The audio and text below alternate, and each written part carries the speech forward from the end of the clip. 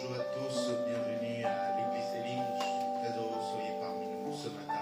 Vous qui êtes en présentiel et vous qui êtes à distance, soyez bienvenus.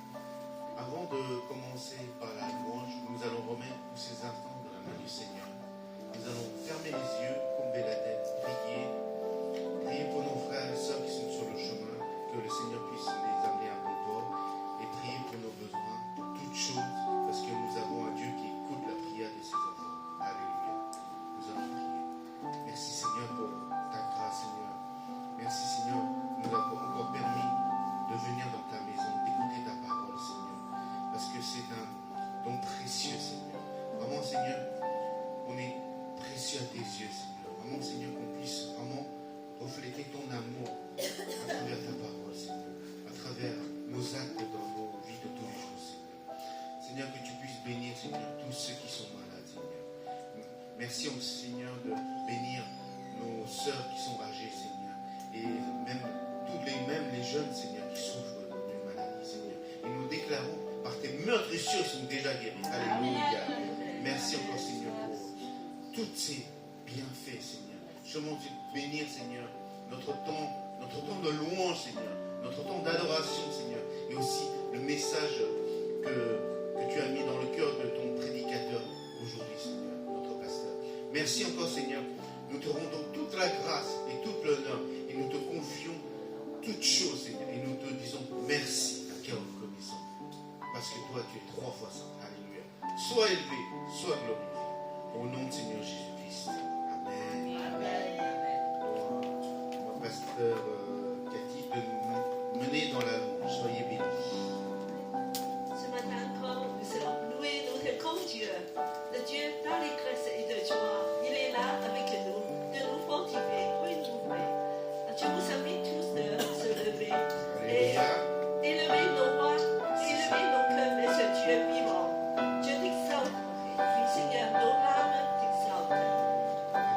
Je t'exalte.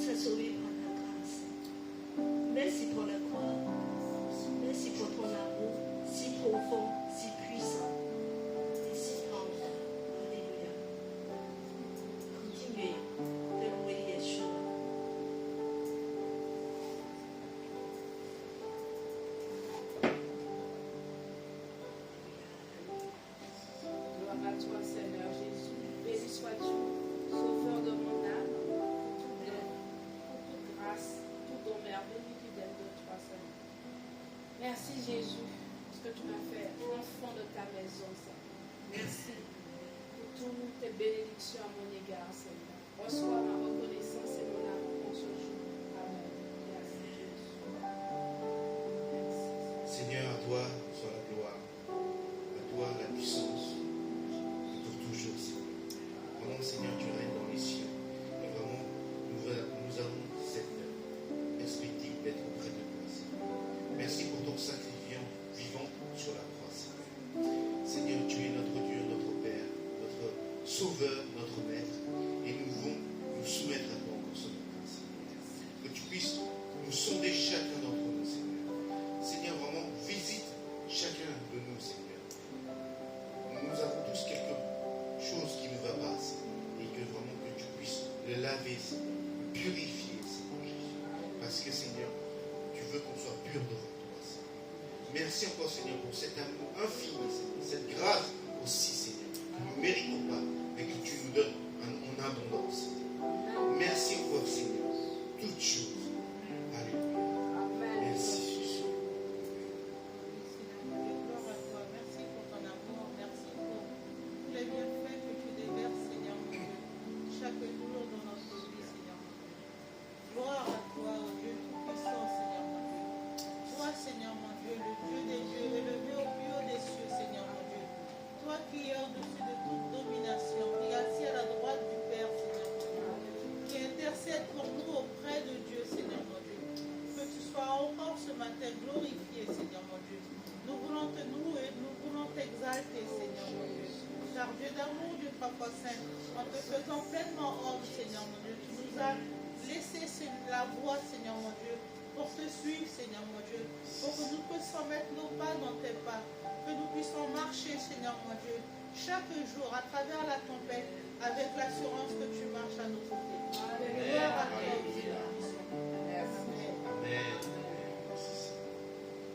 Seigneur, viens guérir tous ceux qui sont malades, le cœur blessé. Seigneur, tu connais le profondeur de mon cœur. Parfois, on est blessé, Seigneur, par beaucoup de choses.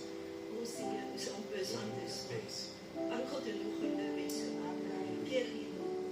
Oh Seigneur, touche nos cœurs.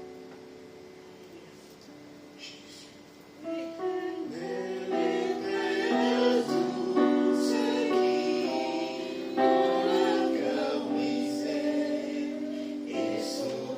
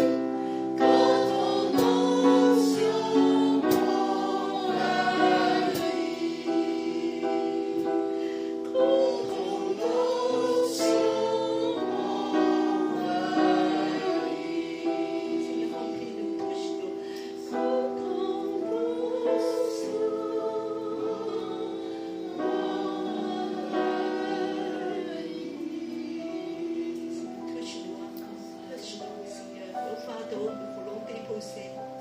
Seigneur, tu vas nous soulager, tu vas nous faire de bien. Tu vas parler à nos cœurs. Oh Seigneur, parle à nos cœurs. Oh Seigneur, qu'on puisse entendre ta consolation. Seigneur, de réjouir nos cœurs. Seigneur, nos âmes soient consolées et rafraîchies, remplies d'allégresse et de joie dans ta présence. Alléluia.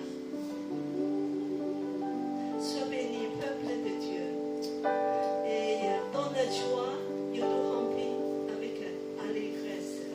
Et nous voulons encore le louer.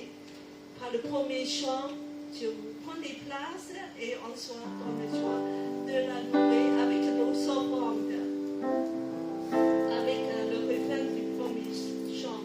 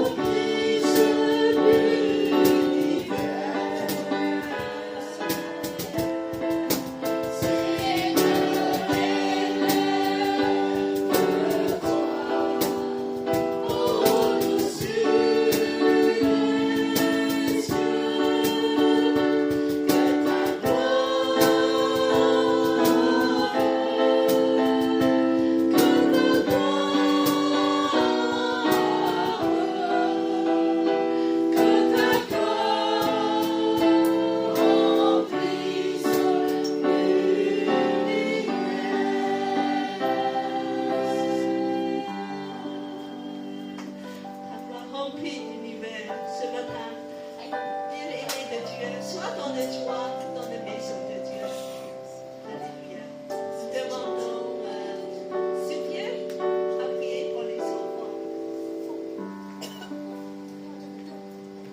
Gloire à ton Seigneur et éternel Dieu des armées. Merci Seigneur pour ton amour Seigneur. Chaque jour tu nous bénis Seigneur. Tout au long de la semaine Seigneur et tout au long de nos parcours sur cette terre Seigneur tu nous fais grâce. Merci pour ta main puissante et ta main divine sur chaque vie. Merci Seigneur pour ces dîmes et offrandes Seigneur. Merci pour ce que tu nous donnes Seigneur qu'avec toi nous ne manquons de rien. Pour ceux qui n'ont pas pu mettre Seigneur tu puisses les bénir pleinement Seigneur, qui ne manquent de rien Seigneur et que leur grenier soit rempli, qu'ils se rappellent de tes bienfaits et qu'ils puissent Seigneur un jour Seigneur ici participer à ton œuvre Seigneur. Merci pour les mains qui ont posé Seigneur. Bénis toute âme Seigneur. Au nom de Jésus j'ai prié. Amen. Amen. C'est un grand temps de revoir Jana depuis 2 semaines à Macao.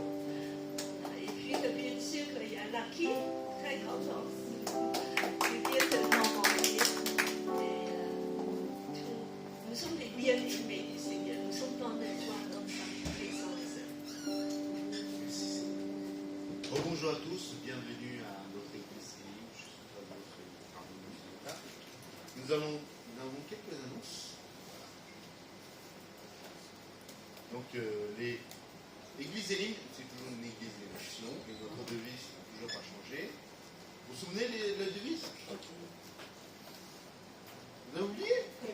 Aimer Dieu, aimer la famille de Dieu, servir les autres. Exactement. Servir les autres. Après le message, nous aurons notre parcours des disciples. Donc, nous allons étudier l'évangile de Marc et on sera au chapitre 11. Donc, je pense que ceux qui font partie des groupes, vous restez après. Avant de commencer par le parcours, nous allons un moment pour nous ressourcer physiquement, c'est-à-dire manger un peu, voilà, que notre sœur Jeanne a préparé. Et je disais qu'il y a le parcours chinois aussi. Voilà, voilà pour. Jeanne qui va conduire. Voilà, donc, comme reste précisé. Donc, rappelez-vous Ça que s'approche. notre retraite approche Ça s'approche. dans 2 semaines. Donc, préparez-vous. Donc, pour les inscriptions, je pense que si vous n'êtes pas encore inscrit, vous pouvez aller voir soit la sœur Gladys, soit pasteur Cathy pour vous inscrire. Ou natalité. Donc voilà. Donc comme vous vous souvenez, la retraite se déroule chez la sœur Sylvie qui nous a ouvert sa maison. Voilà. Et si vous avez pour les donc la date, comme vous voyez, c'est du 26 au 28. Donc le 26 c'est le vendredi, donc on va arriver le soir. Donc par contre le soir, il faut que chacun apporte son dîner, voilà, son repas, exactement. Et Juste pour le manger. voilà, seulement vendredi soir. Le reste, c'est-à-dire samedi et dimanche, ce sera payant, mais je veux dire, l'église organisera tout. Voilà. Donc, voilà. Pour les 3 jours, tout compris, nuit, c'est-à-dire nuit soit dans l'appartement qu'on a loué, soit chez la sœur Sylvie, ce sera 40 €. Là, une journée, c'est-à-dire le repas et la nuit, c'est 15 €. Un seul repas, c'est 5 €. Et donc, s'il y a des... Bon, pour les tarifs pour nous, pour ceux voilà, qui ont besoin, vous allez voir la somme là-dessus. On encourage tout le monde de Voilà. venir. On encourage tout le monde. Si c'est un problème de financier, on peut vous aider. Il n'y a pas de souci. Donc, on vous encourage tous à venir. Voilà, c'est un moment de partage, comment dire, on peut dire un peu vivre ensemble, c'est-à-dire prier, manger ensemble, voilà, chanter ensemble. Voilà, c'est vraiment. En plus, chez la sœur Sylvie, c'est dans un grand domaine. Il y aura un lac, les enfants peuvent profiter. Il y a même un animalerie, c'est ça? Voilà, donc on peut faire des visites. Voilà, on peut faire des visites. Voilà, Poisson. Et on aura aussi des moments de louange, de partage. C'est tout? Il n'y a plus rien. Oh, ok. Donc, je vais donner la parole à Pasteur Cathy pour le message. Soyez bénis. Voilà, ce matin, je remercie le Seigneur de pouvoir partager encore la parole avec vous. Je demande une personne peut-être de l'aide. Donc, peut-être j'aurais besoin des jeunes. Voilà, Nicolas et bon.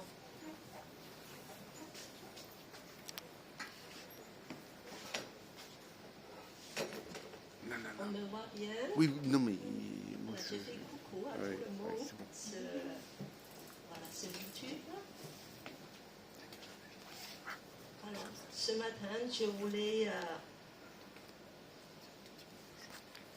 raconter une histoire de famille. Mais avant ça, je voulais surtout remercier tout le monde. Et la suite, on peut mettre la suite. Voilà, je voulais remercier tout le monde. C'est pendant ma reconnaissance, je suis très émue. Et en fait, j'ai jamais eu tant de cartes, des fleurs, des cadeaux, et la famille qui vient de loin, et aussi pour toute ma famille spirituelle qui m'a vraiment honorée. Je voulais dire que c'est très significatif un moment, c'est un point cumulant même pour ma vie. Parce qu'en fait, j'ai l'impression que toute ma vie, j'ai réalisé que Dieu m'a préparé pour ce moment, pour ce projet, et c'est formidable. Dieu a des projets pour chaque génération. Parfois, on ne voit pas, tu vois, que Dieu a réalisé son projet dans ma vie à mon âge. Alors, il faut attendre longtemps parce que mon père m'a consacré à l'âge d'1 an. Et il y a des parcours quand j'avais l'âge de 11 ans dans un camp chrétien. Voilà, j'ai donné ma vie à Jésus. Et puis à 21 ans, alors j'ai donné ma vie à servir le Seigneur. Mais il y a des détours, il y a des obstacles. Et finalement, le Seigneur est puissant et capable d'accomplir ses projets. Parfois, même à travers nos enfants. C'est pour ça que je dis que vos enfants, de génération en génération, Dieu est en train de faire des choses. Parfois, il faut attendre longtemps, mais le Seigneur est fidèle et il est puissant à accomplir. Alors, et Église Elim, justement, c'est une église, c'est un lieu de génération. Ici, il y a des grands-parents, n'est-ce pas? Voilà, des grands-parents. Moi, je suis, et voilà, il y a d'autres aussi. Et il y a des parents, il y a des jeunes adultes, des ados, des enfants. Chaque personne, Dieu nous a intégrés ensemble, de vivre ensemble comme une famille, de vivre ensemble une histoire formidable du salut. Un plan glorieux et de construire un héritage éternel. C'est formidable. Nous ne sommes pas ici par hasard. Vous rencontrez, nous avons toutes les nations, toutes les générations parmi nous. Il y a des enfants, il y a des grands-parents, des jeunes et tout. Et aujourd'hui, c'est pour ça que je voulais dire merci, et je voulais surtout raconter une histoire de famille de plusieurs générations. Alors la suite. Alors il y a pas mal de lectures à faire, une histoire de famille. Alors ça se passe dans l'époque des juges, à l'époque de troubles, de décadence politique, morale, un petit peu qui ressemble à nos époques. Et vers la fin, c'est très triste, c'est vraiment une décadence entière. Alors les 4 chapitres, ça c'est, on peut lire ça dans 20 minutes. Alors l'époque des juges se situe entre les 40 ans des Israélites dans le désert et la période des rois d'Israël. Donc c'est une période 400 ans qui n'est pas très connue, mais ça se passe des choses formidables. Pourquoi? Dieu est en train de préparer des choses de génération en génération. Rien n'est perdu avec Dieu. Parfois on dit que Dieu ne fait pas grand-chose. Non, Dieu est en train de préparer des choses. Alors, donc il y a pas mal de lectures à faire. On va continuer. Alors, on va lire pas mal, il y a pas mal. Je vais diviser en 2 groupes à lire. Alors, commencer avec ici. Alors, on va lire premièrement Ruth, le livre de Ruth, Ancien Testament, chapitre 1 à 6. Voilà. Autant du gouvernement des juges, il y a eu une famine dans le pays. Un homme de Bethléem de Juda partit avec sa femme et ses 2 fils pour séjourner dans la campagne de Moab. Le nom de cet homme était Elimelech, le nom de sa femme Noémie. et le nom de ses 2 fils Malon et Kilon. Ils étaient Éphrathiens de Bethléem de Juda. Ils arrivèrent dans la campagne de Moab et ils y vécurent. Puis Elimelech, mari de Noémie, mourut et elle resta avec ses 2 fils. Ils épousèrent des femmes moabites. Le nom de la première était Orpha et le nom de la seconde Ruth.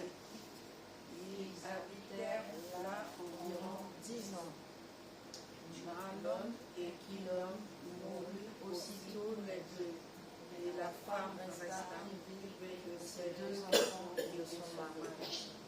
Alors elle se leva, elle et ses belles filles, et s'en revint de la campagne de Moab, car elle avait appris dans la campagne de Moab que l'Éternel était intervenu en faveur de son peuple en lui donnant du pain. Il y a du pain. Voilà, ça change. Au début, la famine, et maintenant, ça change. Alors, donc, la suite, on va continuer de connaître l'histoire. Donc, il y a 2 personnages. C'est Noémie et Ruth, 2 femmes. C'est Naomi. Comment? Non, ça il y a des versions différentes, mais en le Bible, ici, c'est Noémie. Voilà, donc je suis la plupart des versions, c'est Noémie. Voilà. Et on a continué. Il y a des variantes pour des noms, hein, je dirais.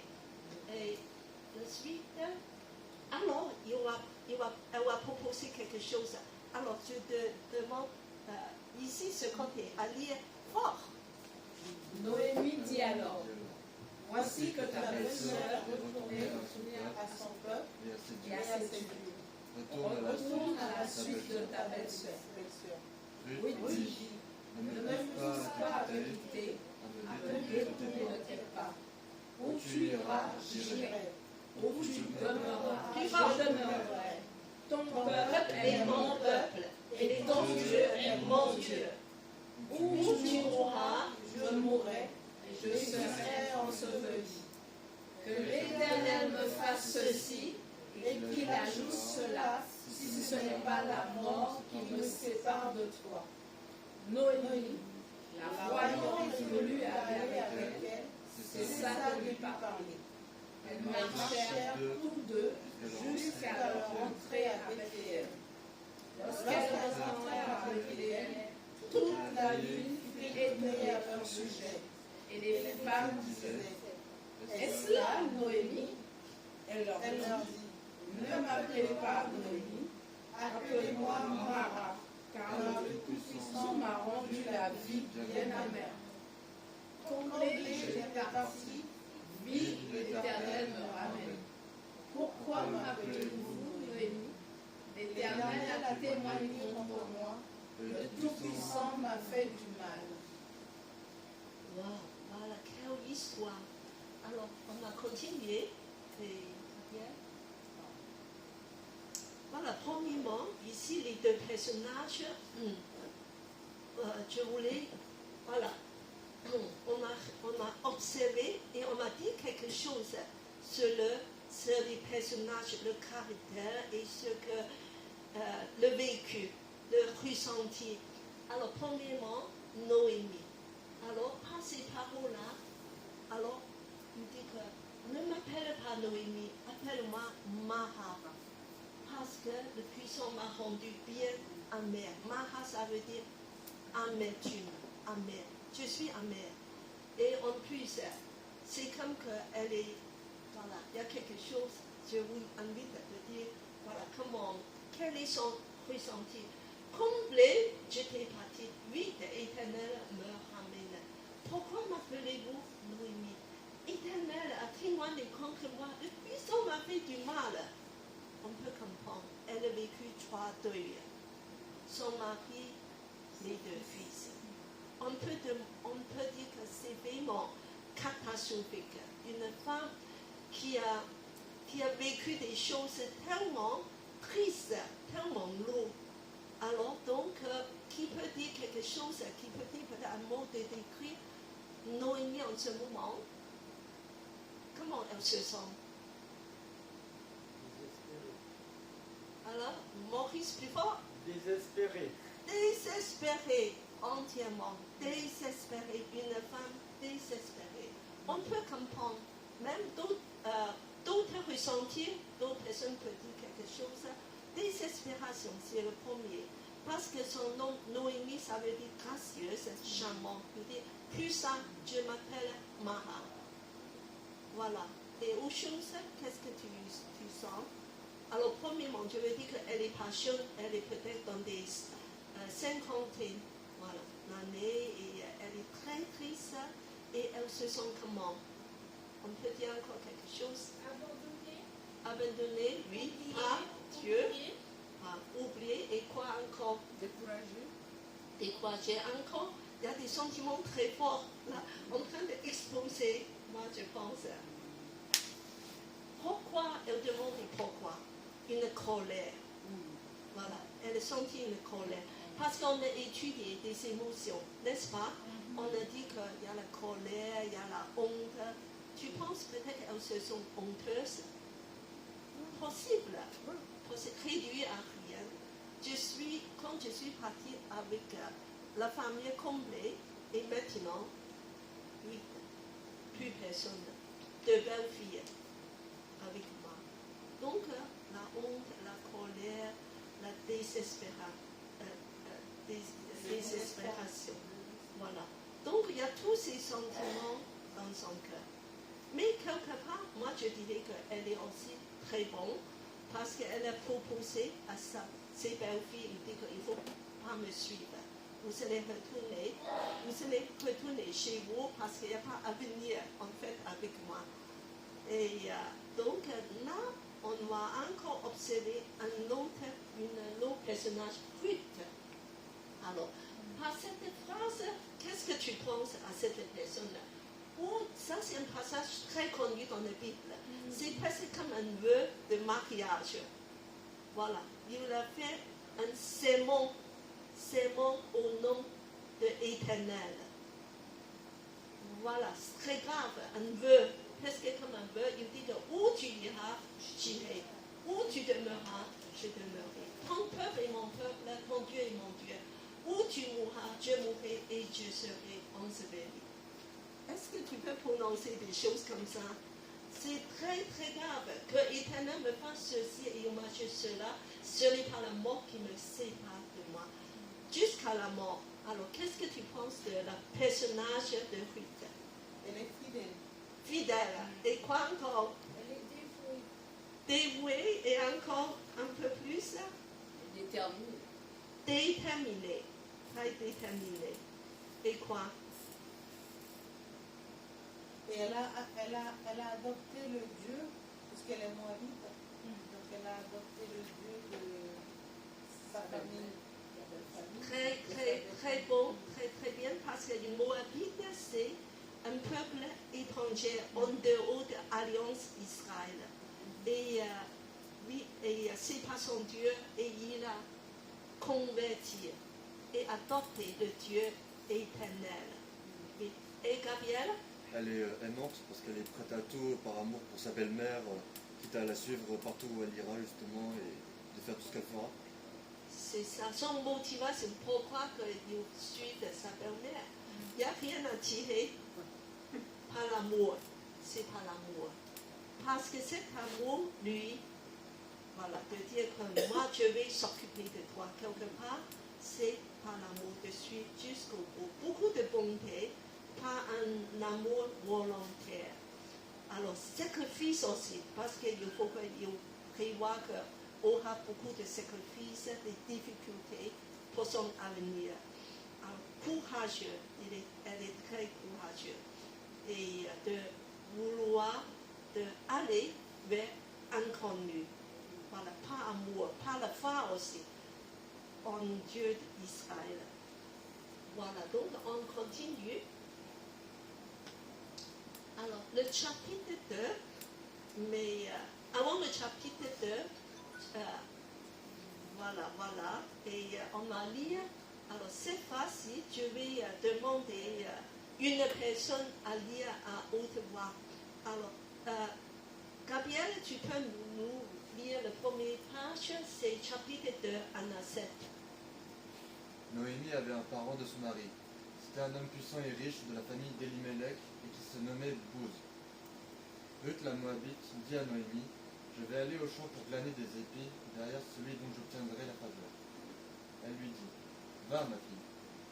Elle partit et s'en vint glaner dans un champ derrière les moissonneurs. Il se trouva que la pièce de terre appartenait à Bouz, qui était de la famille d'Elimelech. Voici que Bouz vient de Bethléem et dit aux moissonneurs, que l'Éternel soit avec vous. Ils lui répondirent, que l'Éternel te bénisse. Bouz dit à son serviteur, chargé de surveiller les moissonneurs, à qui est cette jeune femme? Le serviteur chargé de surveiller les moissonneurs répondit, c'est la jeune Moabite qui est revenue avec Noémie de la campagne de Moab. Elle a dit, je vais glaner et ramasser des épis entre les gerbes derrière les moissonneurs. Depuis qu'elle est venue ce matin, elle a été debout jusqu'à présent et ne s'est assise qu'un moment à la maison. Voilà, la suivante, 11 à 17. Alors, je demande à Sylvienne à lire.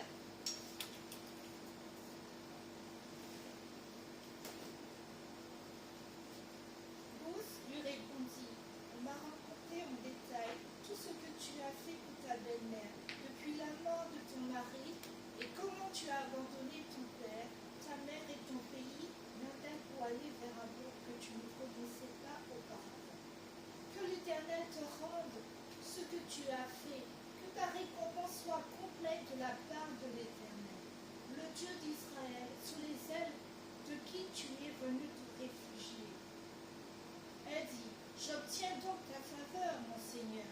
Tu m'as consolé, tu as parlé au cœur de ta servante.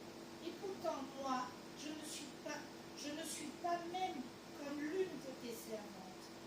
Au moment du repas, Bose lui dit, approche, mange du pain et trempe ton morceau dans la vinaigrette. Elle s'assit à côté du moissonneur. Il lui dit du grain rôti, il lui tendit du grain rôti. Elle mangea, se rassasia et garda le reste. Puis elle se leva pour glaner et Bose donna cet ordre à ses serviteurs. Qu'elle glane aussi entre les gerbes, sans que vous lui fassiez d'affront. Vous ôterez même pour elle des javelles, quelques épis, que vous lui laisserez à glaner, sans lui faire de reproche. Elle glana dans le champ jusqu'au soir et bâtit ce qu'elle avait glané. Il y eut environ une fadoche. 7 litres, à peu près. Pas mal à peu près. Et puis, voilà, le nom de Ruth, c'est Ami. Ça veut dire Ami. C'est une compagnon qui, voilà, qui est vraiment remplie d'amour.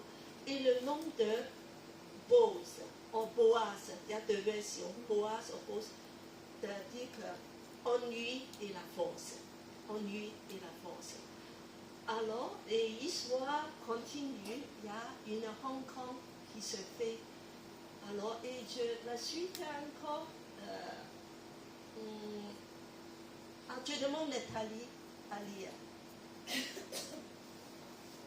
Sa belle-mère lui dit, où as-tu plané aujourd'hui et où as-tu travaillé? Béni soit celui qui a fait attention à toi. Elle raconta à sa belle-mère ce qui s'était passé avec lui. Puis elle dit, le nom de celui que j'ai eu à faire est Bose. Noémie dit à sa belle-fille, qu'il soit béni de l'Éternel, qui n'abandonne pas sa bienveillance envers les vivants et les morts. Cet homme est notre proche, lui dit Noémie. Il est de ceux qui ont envers nous le devoir de rachat. Ruth la Moabite reprit. Il m'a dit, attache-toi à mes serviteurs jusqu'à ce qu'ils aient achevé toute la moisson. Noémie dit à Ruth, sa belle-fille, il est bon, ma fille, que tu sortes avec ses servantes et qu'on te rencontre pas dans un autre champ. Elle s'attacha aux servantes de Bose, puis glanait jusqu'à l'achèvement de la moisson des orges et de la moisson des blés. Elle demeurait avec sa belle-mère. Voilà. Donc, une ambiance générale très touchante. Les gens sont très gentils. Ils agissent avec beaucoup de gentillesse envers les uns et les autres. Un petit peu comme dans une oasis, il y a des salutations réciproques. Et puis, beaucoup de respect, de courtoisie. Alors, et Bose, un personnage un peu plus âgé, qui est mature, mais il est dit, alors on va retourner le premier page des bibliques. Tu peux reculer voilà, le verset 2. Voilà. Alors c'est un homme puissant et riche. Et en plus, on va savoir autre chose plus tard. Puis il est très bon envers ses ouvriers, des salutations très chaleureuses depuis le début. Et on voit qu'elle est très attentionnée. Alors, et je voulais demander qu'est-ce que c'est glaner. Alors, je voulais faire une démonstration de glaner pour ce travail. Parce que ce travail a duré en Europe jusqu'au 19e siècle. Il y a beaucoup de gens qui glanaient. Il y a des choses, voilà, des glaneuses, qui est très connue. Alors, donc, en fait, comment ça se fait? Alors, je demande à Nicolas de venir. Nicolas.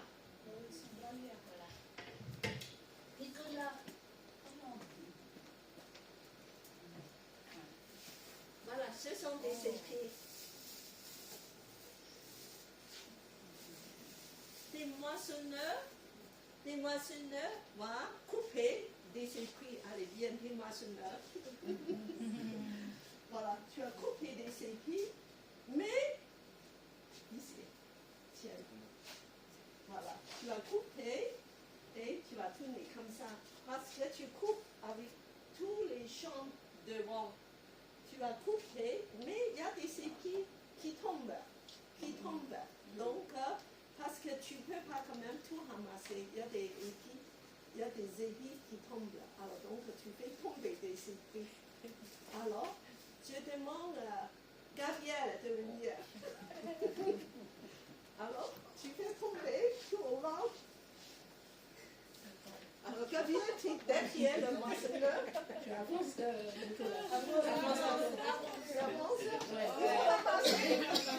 Il faut ramasser un par un. D'accord. Continuez.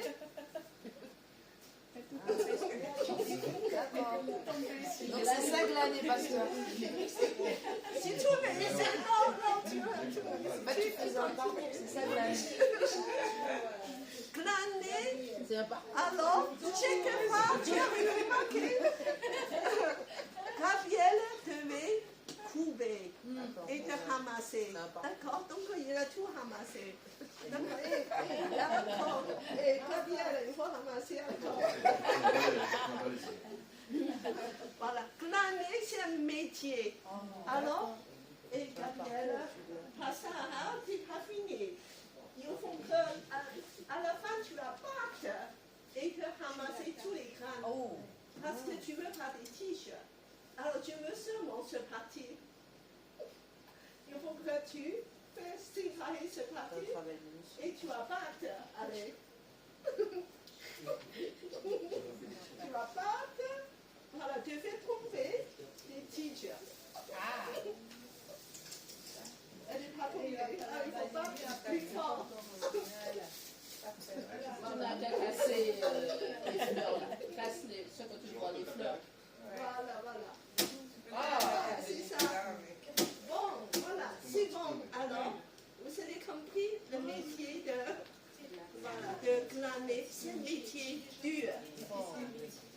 C'est un métier que tu dois couper ton dos tout le temps, des centaines de milliers de fois, et à la fin de la journée, il faut encore battre. Alors, en fait, on voit que c'est ça. Voilà, la vie de Ruth, c'est ça, c'est de glaner. Alors, qui veut, parmi nous, qui veut faire ce métier?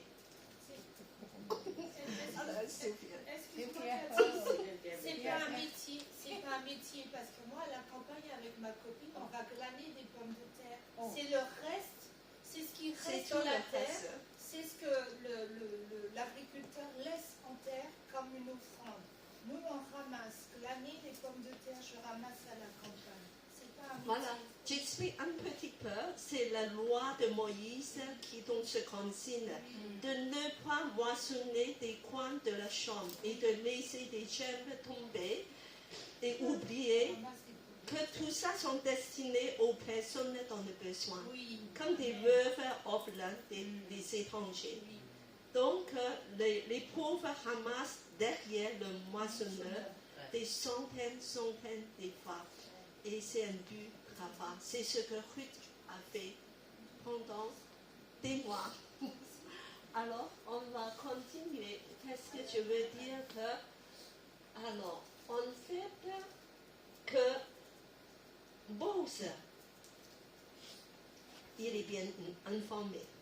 Il dit qu'en fait, que Ruth, tu as une bonne réputation. Malgré tu es moabite, tu es jeune, et moi je sais que tu as occupé de ta belle-mère depuis tes deux retours. Alors, et c'est comme le verset 13 et le verset 12, il dit Dieu, il va te récompenser. Dieu, il voit tout ça. Parfois qu'on pense ce qu'on fait des travaux durs. personne ne voit. Tu occupes tes enfants, tu sers à l'église, tu fais des choses, tu fais préparer des parcours, voilà tout ça, mais Dieu le voit. Et c'est l'Éternel qui va te récompenser. Alors, verset 13, ça a tellement touché le cœur de Ruth. Il dit que tu as vraiment, tu m'as consolé, tu obtiens ta faveur, tu as parlé à mon cœur et elle est bien encouragée. Alors, et en plus, verset 14, Boaz a été très attentive de lui dire, mange du pain, Dieu te donne des pains grillés, voilà, Dieu te donne des bonnes choses, rapproche. Et elle va garder le reste pour sa belle-mère. Voilà, le suivant, on va continuer. Alors, quelque chose s'est passé dans le cœur de Noémie. Verset 19. Elle était désespérée. Et maintenant, qu'est-ce qu'elle se sent? Alors, elle se sent, il y a quelque chose, c'est pas le hasard. Dieu est en train de travailler dans la police. Quelque chose, malgré on ne voit rien, Dieu est en train de réaliser des projets. Et donc, elle a repris l'espoir. Qu'est-ce qu'elle a dit? Le verset 12. Je demande Gladys à lire. 12 22. 20. Noémie dit à sa belle-fille, qu'il soit béni de l'Éternel, qu'il n'abandonne pas sa bienveillance envers les vivants et les morts. Cet homme est notre proche parent, lui dit encore Noémie. Il est de ceux qui ont envers nous devoir de rachat. Voilà, elle a repris l'espoir. Elle a vu quelque chose qu'elle n'a pas pensé avant. Ça vient l'idée, il dit que Dieu est en train de préparer quelque chose. N'est-ce pas? Parfois, on est tout désespéré, on ne voit rien, voilà, des choses, c'est comme ça et ça ne change rien. Mais d'un coup, c'est comme il y a une lueur, l'espoir. Dieu nous fait voir des choses nouvelles. Dieu est en train d'accomplir ses projets. Alors, qu'est-ce que c'est ce rachat, ce droit de rachat? En fait, ça vient de loi de Léviha. Alors, tu peux continuer, avancer un petit peu. Et voilà. On connaît ce tableau très connu, n'est-ce pas, de Millet. Voilà, c'est les glaneuses. Mais je sais que Sylvienne aussi est glaneuse de nos époques. Voilà, on continue. Voilà. Donc, tout à fait en bas. Alors, ça vient de Deutéronome 25, 5 à 10. Qu'est-ce que c'est cette loi? C'est que c'est un peu bizarre pour nous dans nos époques modernes. C'est que le beau-frère, Dieu a demandé d'épouser la veuve de son frère mort sans enfant, afin de perpétuer le nom de ce dernier. Mais le premier-né héritera légitimement de tous les biens appartenant au mari décédé. Alors, qu'est-ce que c'est ce loi? Et en fait, c'est une solidarité familiale. Au lieu la veuve se marier avec quelqu'un de haut, elle va rester dans la famille. Et aussi que son enfant puisse avoir un héritage. Et c'est très important pour l'époque, le nom de famille.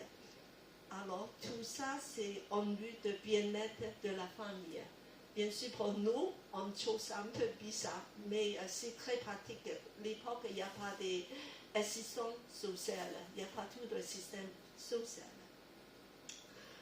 Alors, donc, c'est après, alors on va regarder tous ces personnages. Alors, on peut dire un petit peu plus le personnage de Ruth, qui, tu vois, un petit peu plus, alors, qui peut dire quelque chose. Elle est très affectueuse envers sa belle-mère. C'est ça. Elle est protectrice avec elle. Voilà, elle n'a pas hésité de travailler dur et de garder même les repas, le restant des repas. Et quoi encore? Qu'est-ce que tu penses de le personnage de Ruth? Voilà. On peut retourner un petit peu des passages de voir. Verset 13, verset 13, verset 23. Qu'est-ce que tu peux dire? Qu'est-ce que vous pouvez dire dessus?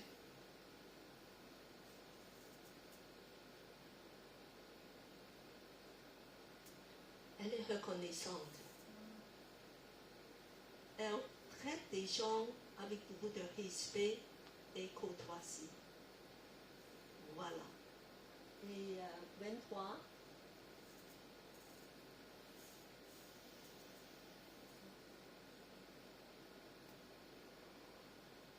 Alors,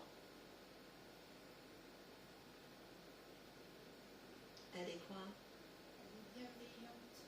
Bienveillante, oui. De demeurer, ça veut dire quoi? Elle est fidèle. Fidèle, tenace, elle fait des sacrifices. C'est pas facile être glaneuse pendant des mois dans cet état. Alors, elle demeure, elle continue à faire de subvenir aux besoins de la famille, de sa belle-mère. Voilà. Et puis que Noémie surtout, donc c'est le verset 20, il a dit, l'Éternel n'abandonne pas sa bienveillance envers les vivants et les morts. L'espoir. Cet homme est notre proche parent, ayant le droit de rachat. Donc, elle a oublié quelque part, elle a un rédempteur. Ça, dans l'Ancien Testament, cette personne qui va faire le rachat s'appelle un rédempteur. Et nous, les chrétiens, nous serons un rédempteur aussi. Jésus. Et nous appartenons à lui, nous avons des filiations. Mais parfois, on oublie aussi, dans notre désespoir, nous avons une personne forte, bienveillante, qui est toujours là. Alors, on va continuer de lire l'histoire, la suite de l'histoire 3 et 4. On va lire quelques passages. Alors, donc, je demande Nathalie à lire. 3, Anna, 4. Noémie, sa belle-mère, lui dit, ma fille, je voudrais te procurer du repos pour que tu sois heureuse. Maintenant, pose avec les servantes de qui tu as été, n'est-il pas notre parent? Or, lui-même doit bannir cette nuit des anges qui sont dans l'air. Lave-toi, parfume-toi, tu mets tes beaux habits et descends sur l'air. Ne te fais pas connaître à lui, avant qu'il achevât de manger et de boire. Quand il ira se coucher, tu observeras à quel endroit il se couche. Ensuite, tu iras découvrir ses pieds et tu te coucheras. Il te dira lui-même ce que tu auras à faire. Voilà, c'est des coutumes de l'époque. En fait, c'est Noémie donne des conseils de dire que, voilà, de faire certaines choses. Au pied, ça veut dire tu es le servante. Et le contact avec le pied, c'est de préparer le demande de mariage.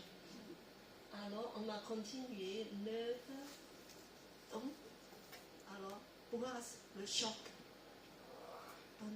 au milieu de la nuit? Alors, donc, je demande, voilà, Adèle à lire. Il dit, qui es-tu?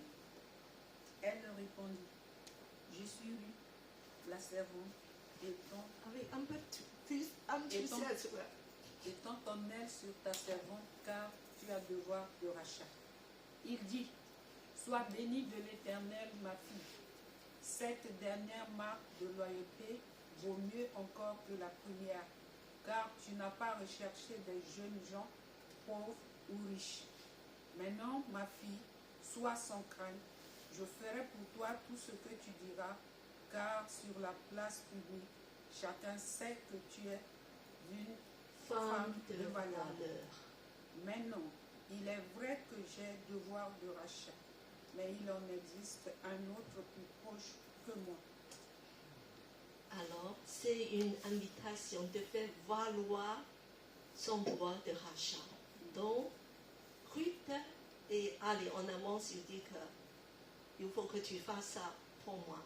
Étends ton aile sur ta servante, car tu as le devoir de rachat, de lui forcer un petit peu la main. Et en fait, Boaz prend ça comme un compliment. Il dit que tu as le désir de marier avec un homme âgé comme moi au lieu de courir après des jeunes hommes. Et tu as une bonne réputation, tu es une femme de valeur et tu as toujours fait des choses bonnes. Et voilà. Mais je veux faire bien accepter ton demande, mais il y a quelqu'un qui est en priorité avant moi. Il faut que je fasse bien des choses sans brûler des étapes. Alors donc, la suivante, et on va voir l'histoire comment ça s'est déroulé. Alors, je demande un homme à lire. Je demande le papa de Gabriel. Maurice à lire. Donc, Boaz était monté à la Plus porte. fort. Un demande à faire. Bon. Boaz était monté à la porte et s'y était assis.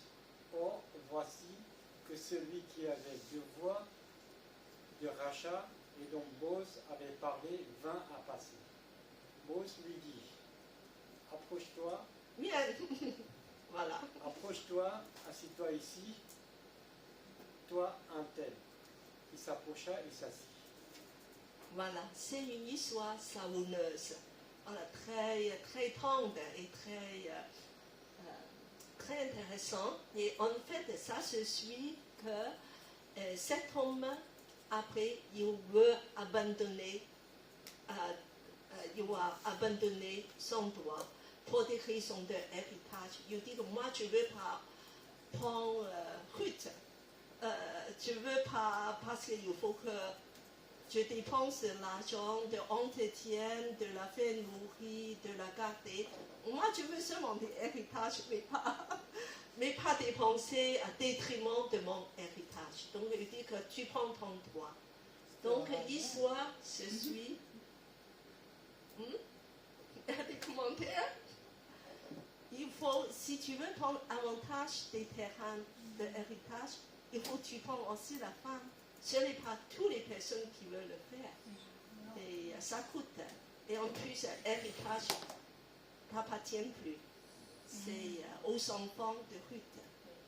Voilà. Donc, il dit, je ne veux pas ça. Alors, prends Ruth, prends tout. Alors, et verset 13. Voilà, c'est une belle, voilà. Alors, je demande, je demande tout le monde à lire ensemble. 13. Boaz prit Ruth qui devint sa femme. Il alla vers elle. L'Éternel permit à Ruth de concevoir et elle enfanta un fils. Les femmes dirent à Noémie, béni soit l'Éternel qui ne t'a pas laissé manquer aujourd'hui d'un Rédempteur dont le nom sera célébré en Israël. Il te fera parvenir à la vie et soutient ta vieillesse, car ta belle-fille, elle l'a enfantée. Elle qui vaut mieux pour toi que 7 fils. Noémie prit l'enfant et le mit sur son sein, et ce fut elle qui l'éleva. Les voisines lui donnèrent un en disant, un fils est né à Noémie. Elle l'appelèrent du nom d'Obed.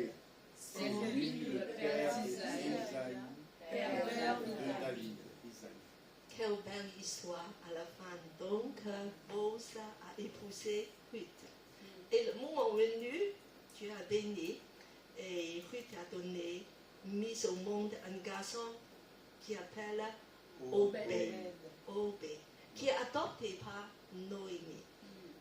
Et Noémie a aussi un petit-fils et une famille qui prend soin d'elle. Alors, et après, dans la généalogie, c'est qui ce Obed? Alors, c'est le grand-père de David, Oui, c'est le grand-père fils de David. d'Isaïe. Et donc, Ruth, c'est leur arrière-grand-mère. Alors, on va continuer. Et d'où vient d'origine de roi David? Et fils de David, c'est qui? Jésus. Ruth, Noémie, Ruth est aussi est entrée dans la ligne messianique de Jésus. De génération en génération, Dieu accomplit des choses incroyables. Et Noémie est comblée de bonheur à la fin. Alors, c'est une histoire. Qu'est-ce que nous doit apprendre, cette histoire? Je pense que la première chose, on va continuer. Dieu dépasse nos vies imparfaites et éphémères même pour accomplir son plan glorieux de salut. Parfois, on pense que nos vies, il n'y a pas beaucoup de signification. Mais Dieu œuvre de génération en génération. C'est pour ça que Dieu vous encourage, des mamans, de mener un combat pour vos enfants. Il y a l'espérance. Parce que Dieu œuvre à travers vos enfants.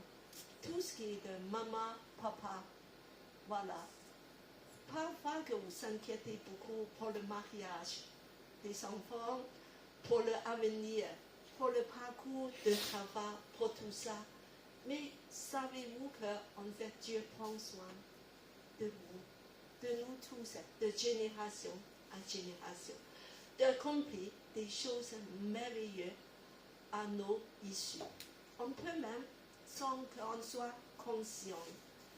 Alors, et en fait, comment on va accomplir tout ça? Alors, de réfléchir un petit peu. La suite, c'est qu'il y a des critères.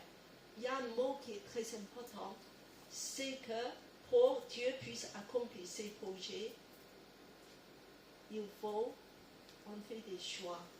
Et c'est la foi. C'est la foi. C'est le mot-clé. Il faut suivre Dieu par la foi. Il faut continuer à persévérer.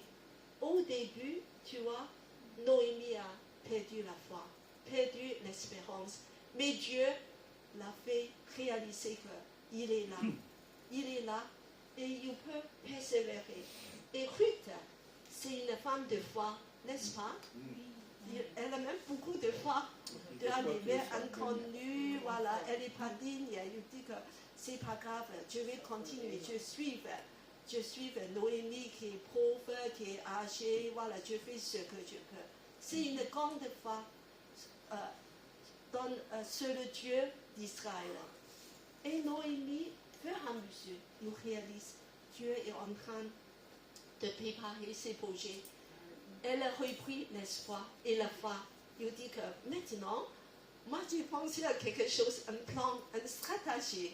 Il faut qu'on fait quelque chose. La foi en action. C'est parce qu'il y a la foi. Au début, elle ne pense plus rien. Voilà, de juste continuer de vivre de jour en jour. C'est des personnes qui ont la foi. Alors, à glaner, c'est de persévérer dans nos quotidiens, de 30 ans de quotidien par la foi. À glaner, c'est une action de la foi. Est-ce que tu l'aimes bien glaner? Personne. Mais Dieu dit aujourd'hui, il faut glaner. Parce que c'est comme ça de vivre jour après jour des choses pénibles, ennuyeux, avec des obstacles. Il faut mener un combat, il faut persévérer, il faut prendre du courage de glaner, de prouver, humilier même. Des centaines, des milliers, des fois, il dit que moi je vais continuer, il n'y a rien qui se passe, mais je vais le faire, je vais continuer. C'est un petit peu comme nos vies chrétiennes, il faut glaner.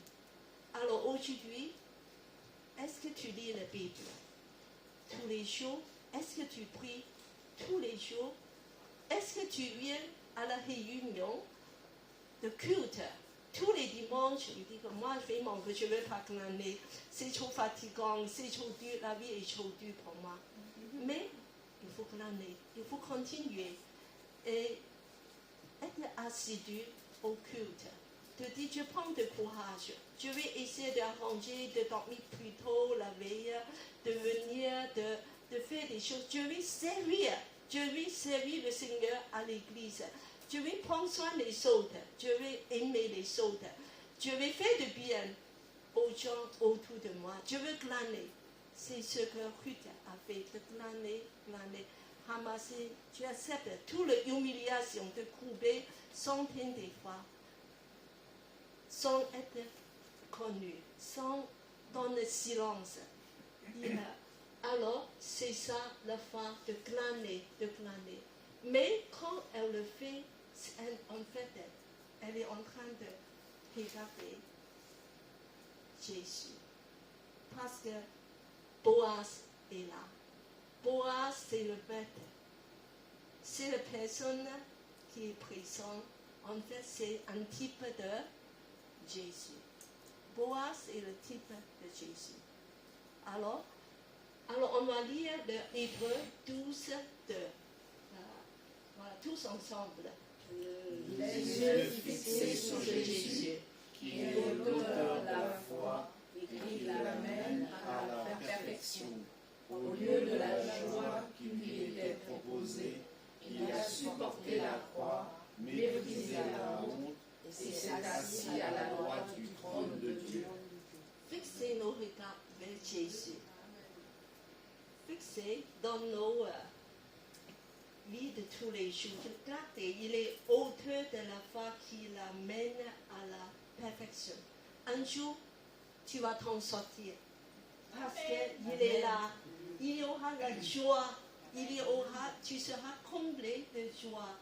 Et Jésus est allé jusqu'au bout. Alors, et il est élevé dans la gloire. Donc, nous aussi, on va suivre Jésus avec nos soeurs, fixés vers Jésus. C'est un petit peu. Cet personnage, le maître du moisson, du chambre, dans la chambre qui va nous emmener de l'espoir à l'espoir. Alors, on va continuer. La foi, c'est un mot clé. Et puis que je vous l'ai dit que Dieu est un Dieu de guérison. Tout le livre de Ruth nous montre que des personnages qui sont désespérés, à la fin, la joie comblée. Les personnages remplis de colère, humiliation, honte, de deuil. Et nous serons tous, en fait, passés par des deuils, peut-être par des personnes mortes, mais parfois de nos rêves, de nos projets, parfois de nos relations. Il y a des deuils, il y a des choses tristes qui s'est passées. Et alors, en fait, dans tous ces moments, Dieu est présent. Il va nous guérir de nos amertumes, nos colères, nos hontes. On a parlé de honte. On pense que comme Ruth, on est indigne, une femme étrangère. Mais Dieu dit que tu es digne, tu appartiens à moi, je vais te relever. Tu es en deuil, mais il y aura des surprises. Et alors, je vais te rendre le double. Je vais te rendre le double. On va tous lire de Ésaïe 61, 7. Au lieu de votre honte, vous serez double mesure. Au lieu de la confusion, ils seront joyeux de leur part. Ils posséderont ainsi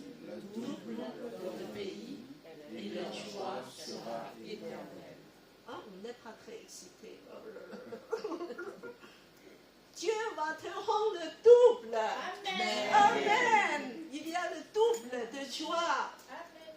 Vous êtes glané, en train de glaner maintenant. Dieu va vous rendre le double. Tu vas effacer vos hontes, humiliations des années, de génération en génération. Dieu va accomplir des choses. Il est un Dieu d'espérance. À la fin, je voulais déclarer le suivant. Dieu va nous préparer un héritage éternel de génération en génération. Avec nos enfants spirituels même, parfois il dit que mais moi je suis célibataire. Tu as des enfants spirituels. Tu es en train de semer à la prochaine génération. Nous avons des enfants à l'église.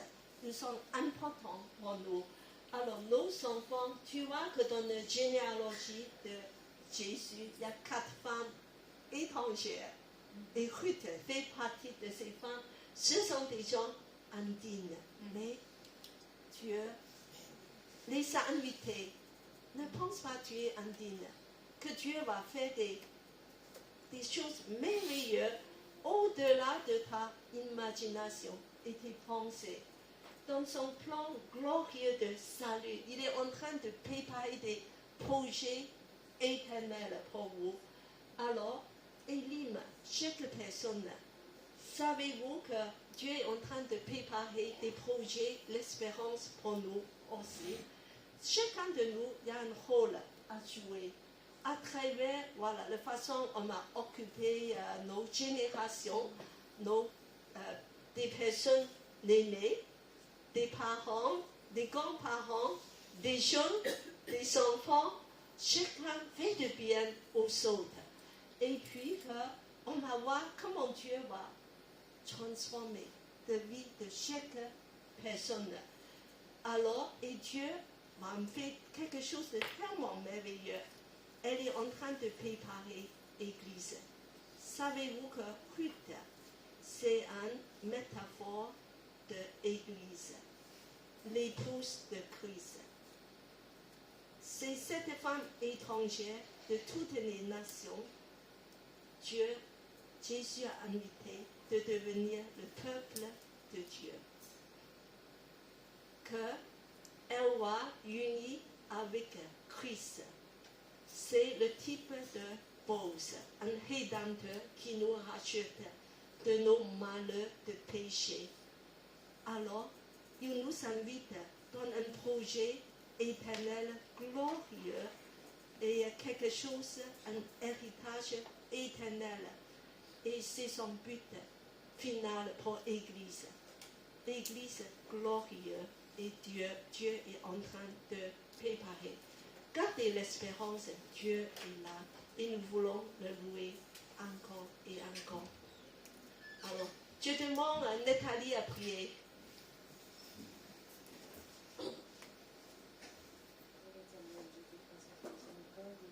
Plus fort, s'il te plaît. Dieu éternel, nous te remercions pour ce moment de partage que tu nous as donné, Seigneur. Tu vois, Seigneur, toutes ces choses, Seigneur, qui se passent dans nos vies, Père éternel, et la fidélité que nous gardons, toi, Père éternel.